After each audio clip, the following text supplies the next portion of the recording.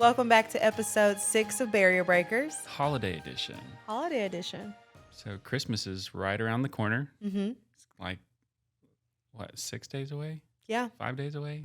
the most wonderful time of the year. And for some people, it For- may not be. For some people, there's a lot of challenges that come with it, especially with changes, changes that certain events bring, right? Sometimes the family dynamic is different. Sometimes for me and my family, Christmas Eve is, as you know from weeks past, is pretty intense for a lot of reasons. But we were talking about it beforehand, and I think lots of holidays bring lots of emotion. People bring lots of emotion, different dynamics. This could be good emotions, bad emotions, indifferent emotions. And I think one of the things that is not talked about that we were talking about, we wanted to shed light on, is holidays can be rough. Absolutely. And they can be a dark time for many or for few, but they also can be light to some. One thing that my wife and I have talked about is just, it's hard for me. I lived 30 years of my life with certain traditions at the holidays. All of the kids would get together, my siblings, and we'd sleep in one room, and then we'd wait till the little ones go to sleep, and then we'd all go upstairs. And that was one rule that I will not budge on. And I'm already crying. We're like 2 minutes into this. Gosh. It's The most wonderful time of the year. Yeah. They're happy tears. I know.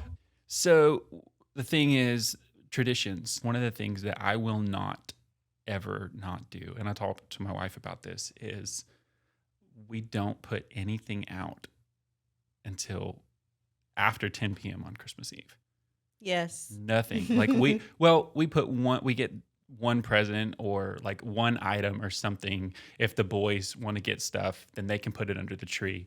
But I think for me, it's a visual word picture of the blessings and abundance that come after the night season, right? If I can find it, I'll send a video of the last time that we had Christmas with my dad and everything before, and then the morning of. He was on government assistance and at the time, but he made sure all throughout the year that he listened intently and he took the time for everybody. Yeah. And he listened, like if they said something in passing. I think my wife said something, we were walking, we were at dinner or something. She's like, I really like those earrings. And he took note of that and like bought earrings that were similar to that. He was just so intentional and so thoughtful. And that was really hard because we waited until that was 2021. We didn't open anything on 2021. It was just. Yeah, after you found him. Yeah. So 2022, we were like, we want to have a time to open what Dad left us. And the amount of things and the amount of thought, passion when he didn't have anything that he wanted, that he made sure that we all had more than enough. And so for that reason, we don't put anything under the tree. We have, sometimes we'll do, when in my family, we do pajamas, like matching pajamas. Every family has matching pajamas, and we put them on Christmas Eve, and sometimes we'll have sausage balls or cinnamon rolls. And then like these traditions that have just, like since I've been 30, have just like kind of faded and like not knowing what. And then my wife's family is completely different. They say they don't have any traditions, but they do the same thing every year. Say the same thing for every event every year. Like when we first got together, it's like, well, what do you do at Christmas? We go to my aunt's house. What do you do for Easter? We go to my aunt's house. What do you do for Mother's Day? We go to my aunt's house. I'm like, that's a tradition. You traditionally go to your aunt's house for every waking event under the eastern sun. So that was the thing is, but I like the word picture. Like I like the word picture of, especially barrier breakers, what we've been talking about, our stories, is the abundance that comes after the night season is over, right? So we go and it's scarcity, and then they wake up in the morning, and we typically record all the faces. We have a big kind of like balcony loft in I'll sit down with the camera. She'll go up to get him. And that's another rule is like, Yeah. Must be until recorded. until we are up, you can't come out of your room. Mm-hmm. And so they're like, all right, you can come out of your room. And then they'll come out of their rooms and look over the banister, and then we catch their reaction. And that's kind of a tradition that we've made on our own. I love that. How old are your boys? 6 and 4, too old. See, MJ will be, well, he's 21 months this month, so not there yet to where he realized the magic Sure. of Christmas morning, but we have the same setup. You've seen my home, a 2-story, 4-year, to where if he walks out his room, he will have the same reaction. My mother was very much like you guys, to where there were a few gifts. There were stockings, always stocking stuffers, but the big stuff did not get put up on the tree until the night of Christmas Eve. Yep. So just waking up and seeing that magic, I can't wait for my son to be old enough to experience that. It's funny because when you grow up and that is your normal, and you go other places for Christmas, as you get older, and you're like, this ain't it.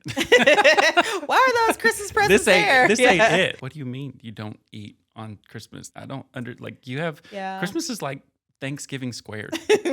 There's always something to eat. There's always brownies. My wife makes the most wonderful cinnamon rolls ever. Okay, so my husband's gonna be listening to this. His favorite thing is cinnamon rolls. For the past 4 years, I've had different people make him cinnamon rolls. He's never quite satisfied. Okay. Ashley, hello. you watching this? Aaron, I got you. Up for the challenge, because cinnamon rolls is what we do.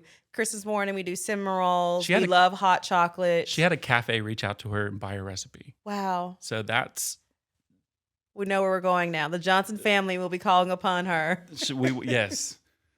Oh, so yeah, she makes cinnamon rolls, and sometimes we trade off. We went to Alabama for Thanksgiving because that's where part of the OGs, pretty much 2/3 of my family live in Alabama, and we have a house there too. We went there for Thanksgiving, and then my sisters are going to come everyone who can is going to come here for Christmas. So we're going to be able to host Christmas. We haven't done that in like 5 years. So kind of exciting. Yeah. I'm happy when you get that time off. We do the same thing where we rotate going home to, I say home, Memphis will always be home for me. Sure. Going home to Memphis for either Thanksgiving or Christmas. Well, this year with everything going on, I was like, we're staying in Knoxville for everything. MJ's going to have his tree for Christmas.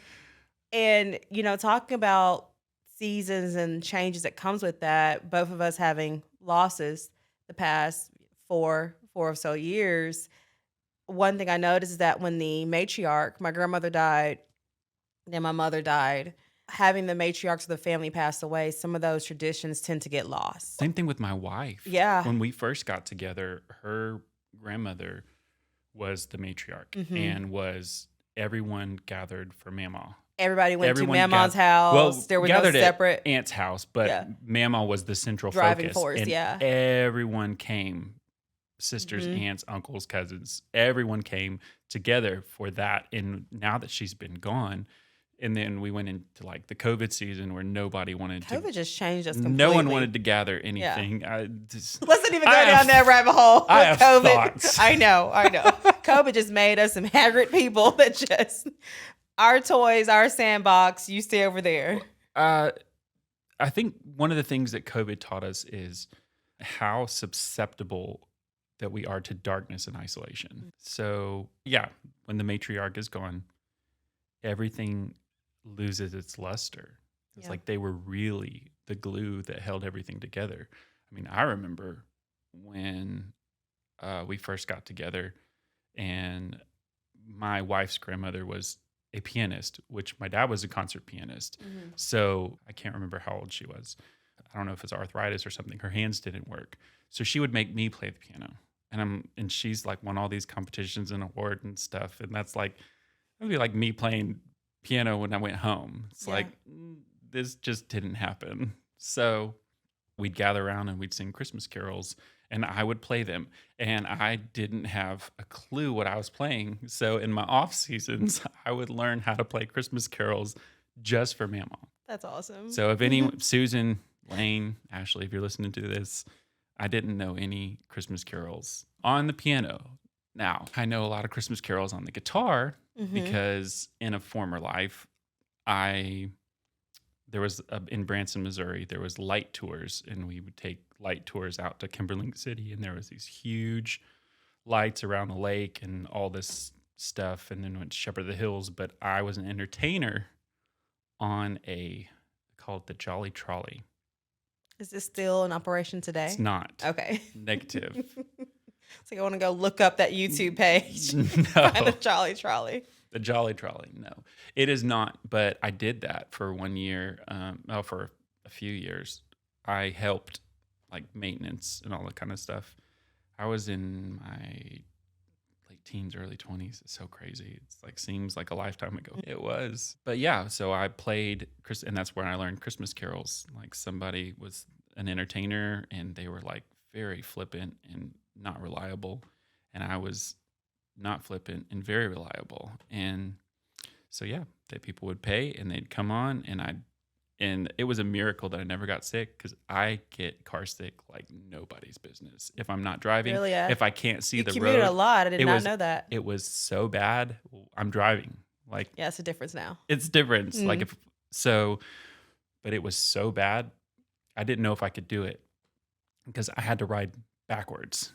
So all like on this bus, all these people this way, and I've got my sound system and my headset and I would not be okay. And wassail, that's what they call it, apple cider. I'm like, why? It's like, why just call it apple cider? Don't make something it's not. But yeah, so that's what I did. So that's how I learned how to play Christmas carols. I got a job playing Christmas carols before I knew how to play Christmas carols, and hey, you were going to be used eventually when you met your wife's family. So there was just stepping stones to get you there. But I had to translate it from guitar to piano. Mm-hmm. So. Yeah. Well, going back to the loss, and we both now have our own traditions. Now that we have our family, that did not come with, it came because we had to do it, right? It's not something that we wanted to do necessarily. It's forced nostalgia. Yeah. Yeah. So, I know that we have our traditions. So how do you, thinking back, at what point did you realize, holy crap, everything is going to be different. However, I must carry on this tradition and not succumb to the heaviness of the season that, a lot of our listeners, our loved ones, tend to experience. Mine's going to be different than a lot of people's, so I don't know. That's fine. Mine will be different too. What's yours? You go first.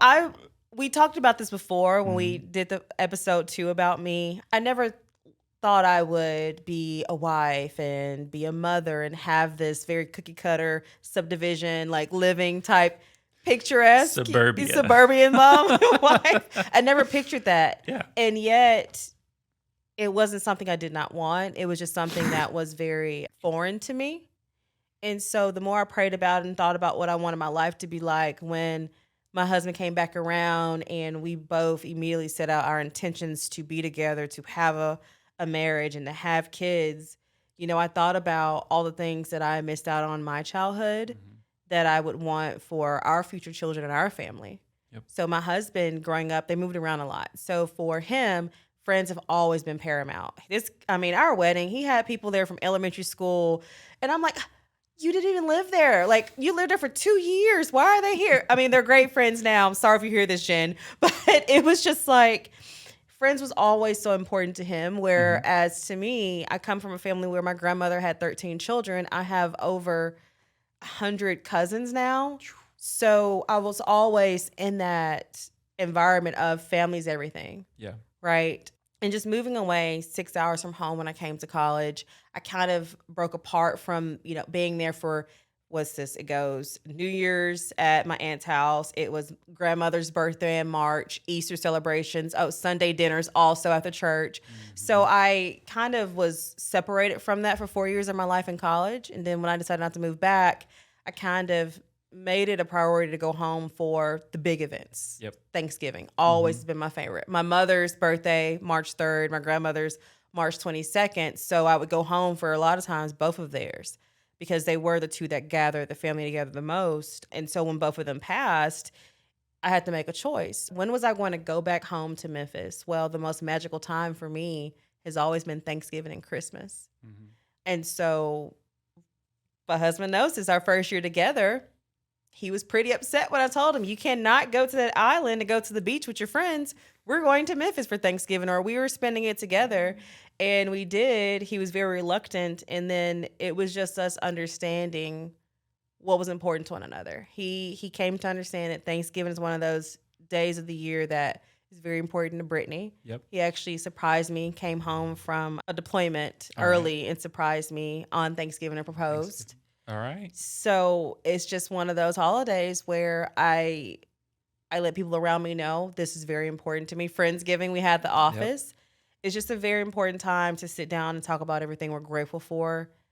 You know, this year's been hard. Life is hard, first of all. So having a day where we're all just very intentional about stating what we're grateful for is just, it does something good for you. It gives you perspective. One of the things that's very paramount that I learned is, I'm not sure I do not recall where I learned it from or who actually said it, but there's studies that gratitude is the easiest emotion to feel and the most difficult to express. Mm-hmm. So think about it like this. And I use this example a lot, but if you go to a restaurant and it's good, you're just like, that was good. I'm not going to leave a review for it being good. Mm-hmm. But if it's bad, my husband, oh my gosh. It's bad, but if it's bad and you're putting gas in your car and someone's like, hey, we're going to go over here to this restaurant. I was like, don't do it. Don't do it. Yes. Don't do it for the love. Save your money. We're hesitant to share good experiences, but we are misery loves company. We are programmed to share bad experiences. Yeah. So we don't, again, going back to this whole thing, so we don't know what we're missing in someone else's life unless we're willing to listen to their story intently. But that was something, is like gratitude is the easiest emotion to feel and it's the hardest emotion to express. And they've done studies, I think at Baylor, that gratitude and anxiety can't exist in the same mind at the same time. So being grateful, and that's going back to what we're talking about, isolation. When you're isolated and you're alone and you don't think anyone knows and you don't think anyone cares. And you don't think they're not thinking about you. And they all hate you. It's not that they're not. You just get to the worst. You think worst case scenario. It's like, you know, I got invited 3 years ago. Like, they probably don't even know I exist anymore. And I was talking and to you a talked to them yesterday. Yeah. You know what I'm saying? But like isolation, it does that to you. Like your mind plays tricks and it plays worst case scenario. So being intentional, like this season of Thanksgiving and Christmas, being intentional about being grateful and sharing blessings and getting to express gratitude. I think that's one of the things that Christmas is great with. And when we were growing up, is even if we would all go to the dollar store, we would take turns going to the dollar store because there was 75 billion of us. And and then all the king's horses and all the king's men that we adopted along the way. So we'd go to the store and my dad would take us each to the Dollar Tree. And sometimes we had $5 and sometimes we had 10 and sometimes we had 20. And we were intentional about finding something. It would just not be anything. If Aunt Bernie loved coffee, so we'd get her a coffee mug, or like being intentional. And he really, really instilled intentionality. And I think that's why I'm so adamant about being intentional, about being grateful for things and talking about things. And as I said, like I was silent for like a year and a half, so I'm not anymore. And you're probably the one who knows that the most. I know. But I love it though. Yeah. So, but that was the little things, and getting to show someone that you appreciate them. My kids do the same thing. My kids, with my wife's help, I think it was for Father's Day or something, they printed out this poem. It's like, walk a little slower, Daddy, because you're leading me. And like, I can't walk behind you if you lead, if you're not paying attention to where I'm at.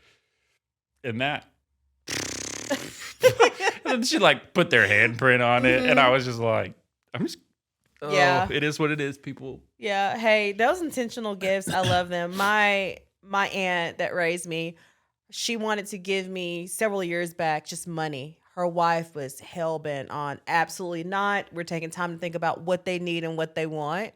And so I love that. Even as an adult, I'm like, I love that you guys stop and take time to think about what could Brittany need throughout her day. Or what improve her? Yeah. Or They make gave her me smile. they gave me a bag, and I didn't realize it at the time. It was a red Brahmin bag, and I was like, "What is this brand? Never seen this before. Is alligator skin, crocodile? What is this?" They're like, "You're professional. You have to carry yourself a certain way, and you need a case to carry your items so that when you go on your appointments, people take you seriously." That's so cool. And now my favorite purse brand is Brahmin. I found a Brahmin outlet store in Atlanta when I went to Lenox, and I was like in heaven. I'm like, 4 years ago, my aunt gave me this when initially she wanted to give me money, but it took her wife. I don't know why it's making me emotional. It took her wife wanting to be intentional about gifting me something. That's why it's making you emotional. Yeah. Because when someone reaches out, like they don't just throw money at you and say, get you something that makes you happy. Yeah. Like when you realize that someone has taken the time to listen to something that you said or that you mentioned in passing, like, oh, I really love those boots. And a year and a half later, Yeah. you open them and you're like, you have this deja vu moment. It's like, oh, I think I've seen these before. It's like, yeah, you've seen these before. And I've been saving up for a year and a half to get them for you. You know what I'm saying? Yeah. It's the same way with, it's just that intentionality. And I think that it can be easily overlooked. But again, gratitude and anxiety can't exist in the same mind at the same time. So to combat isolation, community and being grateful to have a community or be included or including yourself. Yeah, like it's like seeking out a community. I think that it's a misnomer. Maybe. I don't know. I guess I'll just say it. So a lot of people, and I don't insert myself in places. I don't assume that I'm welcome. I'm not just going to show up to your door. Like that. Do not show up to my house. That is not who I am. But that's not who I am. But I think at the holidays, reluctancy and opposition because of fear of rejection. Right? I don't have anywhere to go. Well, of course you'd be welcome at our house. And if we knew that you didn't have anywhere to go, we would tell that. But the fear of rejection. We're just assuming our worst thoughts. Yeah. They're true in our mind. Like we're all experiencing life differently. Yep. That's what it is. I had a friend last week, we talked, and her and I talk maybe once every 2 months on the phone. We might text here and there. But for the last 4 years, she's had a Christmas party. And every year has been one thing after another. It always falls around. She knows who I'm talking. She knows who I'm referring to. It falls around my husband's birthday, December 15th. Well, next weekend, his birthday is on Friday. Her party's on this Saturday. And so taking that time out, I told you earlier how he grew up celebrating Christmas from the 16th through the 27th because of his birthday, my brother-in-law's. His mother was intentional about celebrating them and then celebrating the holiday. That's crazy. This friend talking to her, and she was like, oh my gosh, Britt, I've been trying to send you the invite to my Christmas party, but the texts keep bouncing back. So she sent me a screenshot showing where she had indeed been sending it. And in my mind, you know what I thought? She's not sending me an invite this year. She's not thinking about me. I haven't shown up. And she was just like, Britt, you've had life happening the past 4 years, and I've known about it, so don't feel bad. I'm just really grateful if you guys can make it this year. Yeah. And so it goes back to just assuming, oh, they don't want me in their community, I'm no longer invited, to absolutely not. We understand and we love you. Please come. Please come. But if we don't, I think because of fear of rejection, we don't say anything. Yeah. That was a big deal to me. To know that I was still invited because I've been wanting to go. Sure. It's something like that you look forward to. Same thing. Great friends of mine invited them to our wedding, but our wedding would just happen to fall 3 days or something before their anniversary. So they've never been a part of anything. Yeah. It was it's our this year anniversary. And it's and it's this year, and it's this year. It's like, it's not milestone anniversaries. Mm-hmm. It's like, 15 years is like, okay, well, this is year 23 and a half. So are we going to do something? But I love that they are intentional about celebrating and Mm-hmm. spending time and prioritizing themselves. Absolutely. However, part of me was just like, you telling me Every year your anniversary. after all I've let you do for me? Yeah. But so I get that. But I think just letting people know that they don't have to be alone, and I think one of the things that I'm very intentional about is, with my wife's permission, is making sure that, no one is isolated, that if they don't have to be. Like, if I know that they're isolated, that there's a place at our table, if we're, if applicable. Like, Yes. if we're somewhere else, I'm not going to find someone else at someone else's house. Yeah. Go over here. I found you. Benny, George, and the boys, you. they're going to come over to grandma's house. So Yeah. What I did this holiday season, especially Thanksgiving, I had some friends who it was their first without, a mother or a father. For me, this is my fourth without my mom.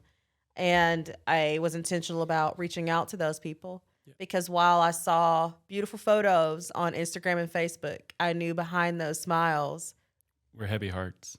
absolutely, someone was missing at the table. And of course, every single one of them, very grateful I reached out and shared, long stories about how there was definitely a hole, there was something missing. And I said, I realized the intention behind going through the motions, planning, because sometimes intentionality and making plans help us to not succumb to the heaviness of the season. Sure. And so I realized that, and yeah, they were all very grateful. And sometimes it's all it takes. If you realize someone you're connected to, whether physical community or online, just reaching out and saying, hey, I hope your first Christmas, Thanksgiving, Hanukkah, whatever tradition you celebrate.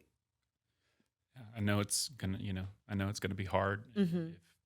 If we're here if you need us, and if you don't, we completely understand. Yeah. Sending you love this holiday season. It's all it takes, a lot of time. And again, overlooked. It's the small things that can make the biggest difference.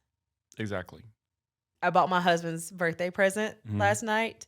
Something he mentioned in passing, I stressed out because I'm very intentional about gift giving. I love gift giving. I feel uncomfortable when I get gifts though. So he mentioned a few weeks back how he could use a new pair of slides. He loves his flip-flops, Nike slides. That's his thing. And so I got them last night. Very inexpensive, like $25 a pair he likes. And so I had to ask him, because this is my husband also, who is very particular. I said, hey, I got these My UT wife doesn't ones. like surprises. He doesn't either. Oh my gosh. We married to the same people just at first. She does not like surprises. So I had to tell him, I was like, hey, are you sure you want to know? Because I wanted to verify, okay, I know the UT ones, but I wanted to get him another pair too.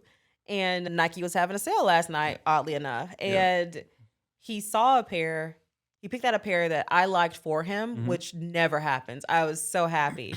And he was like, how do you even, he's like, I don't remember saying I needed new slides. And I'm like, you said it on this day at this time. We were doing X, Y, and Z. And he's like, oh yeah, I guess we did. So it goes back to your dad. Hey, you give me one little nugget. I'm going to run off and put this in my notes in my phone. I do that. So I can remember. I'll do that. Like, someone was like, I wish I just had this. Or it's hard when you have 4-year-old and a 6-year-old because they want everything under the Tuscan sun. Yeah. It's like, if we had stacked money or bet on the amount of things that they told us that they wanted for Christmas, like, what is your list? And so this is what we do. We take, I guess this is a little hack, anything that they see that's, I don't know if it's excessive, but it would just be like unconventional. Like, throughout the year, we'll take a picture and we'll email it to Santa. Like, so we just take a picture. We're like, we're going to put this in your list. And if you still think about it at Christmas time, we'll consider the cost. But the amount of times they're like, we just really want this. We want this. Oh, yeah. And then Callan's the oldest, Silas is the youngest. And Silas is like, oh, yes, this would be the best. And you have to give them both the same thing. They're at that age. Yes. Oh, gosh. And they're both boys. Well, so. it won't be good if you don't. So it's hard because in one aspect, it's like, does Silas really want this, or is he just like piggybacking off of Callan's needs? But they've told us like all these things. So we were like, we got together. I don't know. We were talking a week ago or something on the way back from somewhere, and we got out a list and we're like, okay, what is this? What is that? We made sure that between aunts and uncles and everybody that they could get their list.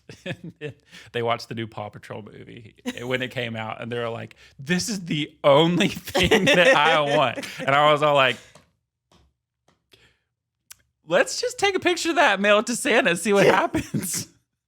Do you and Ashley have to just wait at this point to buy gifts until the very last second? Because if they're always everything's the best. It's not that we wait till the last second. I think it's more of the hustle and bustle. Like, when do we have a spare moment to synchronize our calendars to do anything? Yeah. So we travel an awful lot. But that's hopefully coming to an end soon. It's going to be awesome. Yes, that would be amazing. Well, I think we covered how we both have gotten past. For you, this will be your second year. Intentionality. You know, memories are a great thing. Yep. They can remind us of our past. We can cherish those, communicate with our loved ones that were there for them. And we can appreciate, we can look back and we can honor their memory by appreciating the good things that they've instilled inside of us. Absolutely. And for our listeners that don't have any memories, I say that the great thing about that is you have the opportunity. You can create them. Yeah. That was one of the things we came to, my wife and I was just down, and I got down in the dumps at Christmas time. And because the traditions weren't the same, everything was changing, and everyone was in their separate ways. Nobody's acting and right. No one could come together. Or then we came together. It's like, this sucks because this person's not here. And then everyone's like, but we're here. And it's like, you don't matter. It's everybody. Well, that's how I feel sometimes. I go home to Memphis. I'm like, I'm going to be at this one house. Where are you at? Yes. Where are you at? Did you it's the same day every year. Same time. Yeah. We're all gonna starve until Thanksgiving dinner. Why y'all? Yes. Yeah. So I understand. You have the opportunity this season to create your own memories. Your own memories. And we got together. I was feeling down in the dumps about that, and she's like, we have our own family. We can make new ones. I'm like, but the new ones are scary. Old ones are a lot better. Safety. They've survived the test of time, these old ones. She's like, well, we can incorporate some from each and then make our new ones. And that's what we've been doing. We've been making our new ones. We'll continue to make new ones. And hopefully the generation after us will carry them on. And yeah. Because now you have two boys. They can take on those memories. I have one son. My mother-in-law is involved with pretty much everything we do. She's one of my favorite people. Sure. So that's a blessing as well. Look, everybody knows. If mom don't like it, Brittany don't like it. If mom loves it, Brittany's for it. So my mother-in-law is phenomenal. That's awesome. We do have our own memories too that we're forming with our small family here. Yep. And that's how we survive the holidays. We do honor those that have gone on to glory. And we cherish those memories. There may still be tears, and yet we are intentional about having gratitude about the day. Yep. I think that's about sums it up for this one. It does. It does. So we want to wish you guys all out there that are listening a happy holiday season. Yes, very much so. Gentry and I are going to take a quick break for about 2 weeks, and then we'll be back on for all of your listening and viewing pleasure. Yep. Beginning of the year. Beginning of the year, we're kicking it off. A new year dawns. It's right around the corner. So you guys stay blessed. And if you need us, reach out to us on social media. We are real people. We're here. We're here for you. We are for you. And don't be isolated. Reach out. Send us a DM. Comment. We have a pretty good record of going through all the comments and responded. She does. I've wrangling toddlers and tiaras, not tiaras, but toddlers and Power Ranger swords. That's what I'm wrangling. Oh, goodness. Trying to help, keep them from killing each other. But yeah, we will, if you reach out, We want to hear your story. We want to see if you have a story. Everyone has a story. If you want to share your story and you're afraid, don't be afraid. If you never do your first interview, you'll never get to your 50th interview, right? Yeah. So, Hey, all of this that's a testament to everything you just said. If you look at the first and my posture, she told me what did she tell you? Said look like a scared serial killer. What'd you And a straight uncomfortable? jacket, something. I don't. She's like, you look like an uncomfortable serial killer. Sit on there. She's like, relax a little bit. And I was like, give me a chair with armrests. I feel weird. That's all right. So look at the demeanor. I know the demeanor's better, and we're only going to get better at this by practicing and just being intentional. And once being again, intentional. Intentionality is the word of the year. Absolutely. We have to reveal our word of the year for the new year. The new year. We'll get there. We will get there. We'll have to come up with it. No, something all encompassing. Yes, we love all encompassing here. But no, seriously, if you want to share your story, don't be afraid. Reach out and we'll see about telling your story because it's important, it matters, and you matter. So again, happy holidays, and we'll see you after the first of the year. Happy holidays, guys. Bye.